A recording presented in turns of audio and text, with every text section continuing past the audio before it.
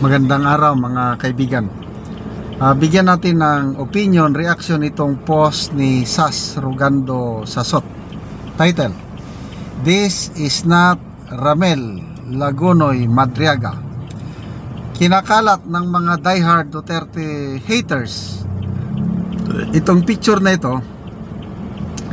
Yan, naka-green si BP Inday Sara nung oath-taking niya sa Davao City noong June 19.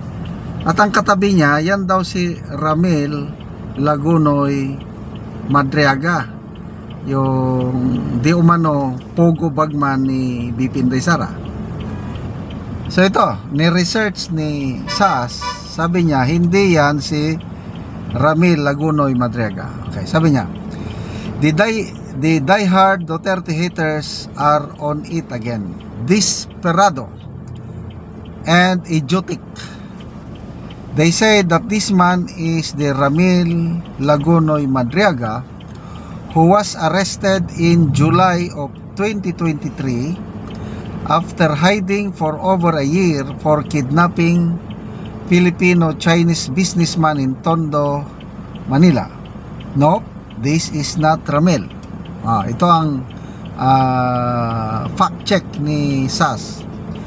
Ramel Lagunoy Madriaga escaped arrest on June 14, 2022 in an anti-kidnapping operations in Pilila, Rizal. Okay? So dito, isinare ni Sas yung link ng balita sa mainstream media na hinahanap ng mga pulis itong si Ramel Madriaga dahil sa kidnapping. Kailang nakaikyas siya, evaded arrest June 14, 2022. So nagtatago si Ramel. June 19, oath-taking ni BP Sara, ayun, nandun siya, nakapagpa-picture sa kanya. Sabi niya that somehow Madriaga can take a plane to Davao City. In the oath-taking of Sara Duterte on June 19, 2022, where BBM is also present, is the product of, to say the least, creative imagination. Okay, so may nabasa akong comment tungkol sa picture na ito. Sabi niya, sa Adobe daw yung app na ginamit, kitang-kita daw niya yung linya, yung pinagdugtong lang yung picture na yan. So kung tama itong research ni Sasot na nakatakas lang sa arrest, raid ng pulis si Madriaga nung June 14, imposibleng pupunta siya sa Davao, makakasakay ng eroplano para mag-attend ng oath-taking, diba? So wala talaga itong mga DDS, hindi nag-iisip kung ano-ano ang inilagay sa narrative nila na, ayun, sinasabi nila na leader daw ng convoy ni PRRD itong si Madriaga dahil nagtrabaho siya sa Presidential Security Group. Imposible na magiging leader siya ng convoy kasi nga hindi siya sundalo, civilian siya. Talagang suntok sa buwan itong pinagsasabi na leader daw siya ng convoy ni PRRD. Ang magiging leader yan, mga well-trained na AFP officers. Hindi ka pwedeng magiging yun lang, yung ma-assign ka lang sa PSG. Pambihira na yan. Ako nga, sa 34 years ko sa serbisyo, ni minsan hindi ako nakatapak dyan sa Presidential Security Group na yan dahil hindi ako qualified. Tapos ito pa, isang Ramel Madriaga na kalaunan kidnap for ransom gang leader pala. Tapos ang nagpakilala lang itong Ramel kay PRRD, Mayor Duterte pa, ay isang congressman, congressman.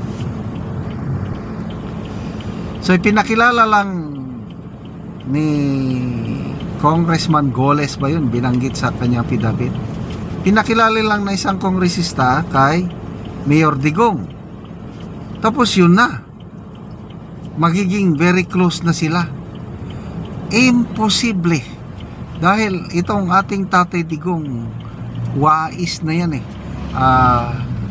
kung meron man siyang pagkatiwalaan, yung talagang matagal na niyang kakilala, yung taga Davao, Bisaya, I don't know kung anong tribo nitong si Ramel Madriaga, but basing sa apelyido niya, taga Ilocos yan marami kaming kakilala, mga classmate ng mga Madriaga. Kaya nakakatuwa po itong ginagawa ngayon ng mga diehard Duterte haters. Desperado na sila para sirain ang credibility ni BP Sara. But anyway, parte yan na yan ng politika. We expect more of this kind. So sinisira si BP Sara diya sa social media. Ito ngayon, birada ni Madriaga, tinitira dyan sa ombudsman, dahil sabi ni Trillanes, anytime this week may magsasampa daw ng plunder case. Titirahin nila si BP Sara sa sa impeachment.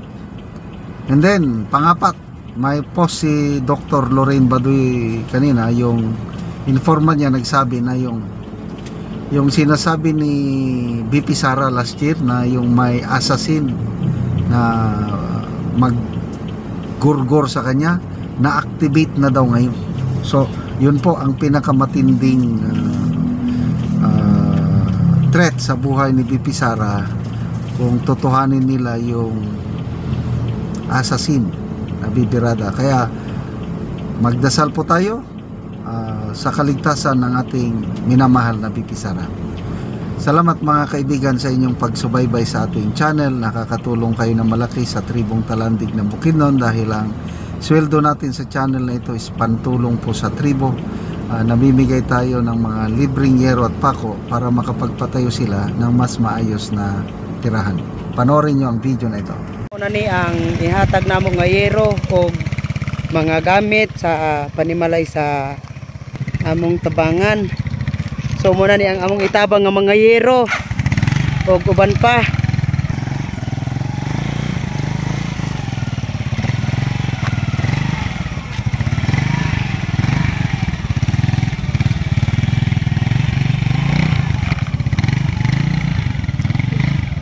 Karon abot magyod.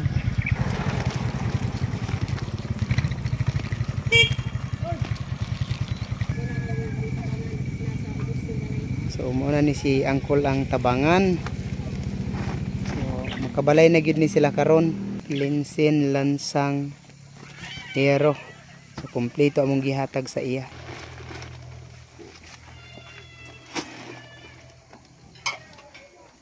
Baba na yan.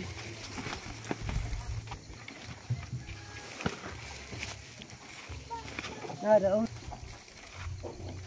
Naman gichikin dia.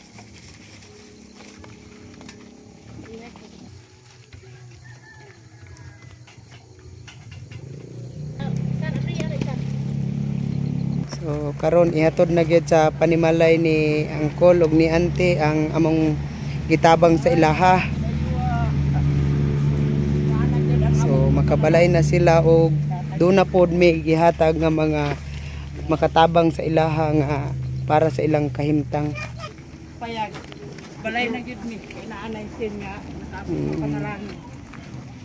Maine kay pagbuot ni sa sa antingaling nga maabot ng among pangandoy. Kinabuhi. So sa mo alang pangkamot wala di mahimo. Sumuna ni ang hitsura sa mao nga panimalay ilang angkol ug ante nga gitagaan sila og tabang tungod sa ilang kalisod. Nga silupin lang yun in town. Mong balay o payag di. Muna among kahintang. Muna ni ang ilang kahimtang ilang ante. In town among atop. Ilang kaldero isa ra ka buok. Wala gyud. At gyud kay sa Ginoo nga naara gyud nakaabot sa amo ang tabang nga wa namo damha nga karong adlaw gyud. Naara gyud di ay naluoy sa amo nga sa amo kahimtang ay amin adlaw to mangita utaw na. Salamat kayo te. Salamat